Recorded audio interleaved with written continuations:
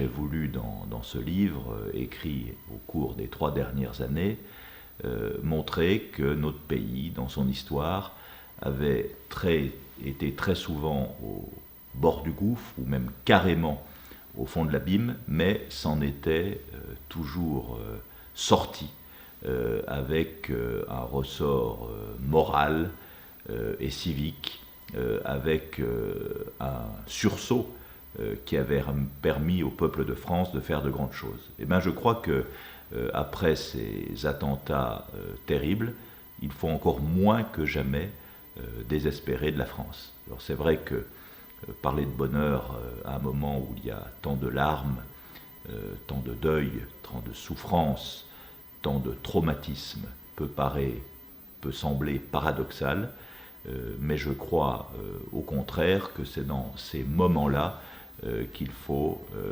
après le deuil, penser les blessures et repartir en avant.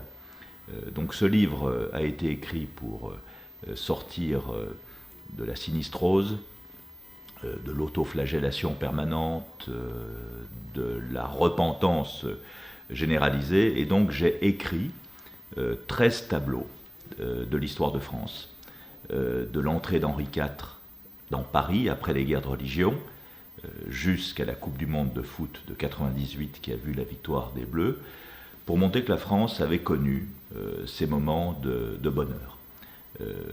Et ce bonheur collectif, qui est évidemment très différent du bonheur individuel, quand on regarde l'histoire de notre pays, répond à 3 considérations. La première, c'est qu'il faut toujours et encore l'unité de la nation. La France est grande, elle est heureuse quand le petit je étriqué et recroquevillé se transfigure dans un grand nous collectif qui inclut et qui a de l'ambition collective. Ça, c'est la première condition, l'unité. La deuxième, c'est de s'occuper, bien évidemment, de la vie des gens. Les Français sont heureux au XVIIe, XVIIIe, XIXe siècle quand ils n'ont pas faim, et au XXe siècle quand ils ne sont pas au chômage, pour résumer. C'est pourquoi la question économique, hier comme aujourd'hui, est centrale. Hier, c'était la faim, aujourd'hui, c'est l'emploi, et donc cette question économique, d'une économie bien gérée, est absolument indispensable. Et enfin, la troisième leçon, c'est que la France a été heureuse quand des femmes ou des hommes ont su prendre des décisions courageuses pour assurer l'avenir du pays, des Françaises et des Français. Donc c'est à cette promenade dans l'histoire de France que je vous convie.